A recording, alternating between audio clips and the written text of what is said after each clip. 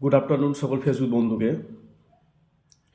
বাড়ির মায়েরা আপনারা অন্যের খেয়াল রাখার পাশাপাশি প্লিজ নিজের শরীরের প্রতি একটু যত্নশীল হবেন।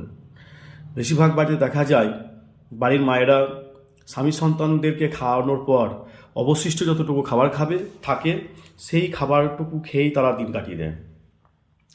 অথচ দেখা যায় যে বেশিরভাগ মহিলারাই তাদের একটু বয়স 40 পেরোলেই তাদের বোনের ডেন্সিটি দেখা যায়।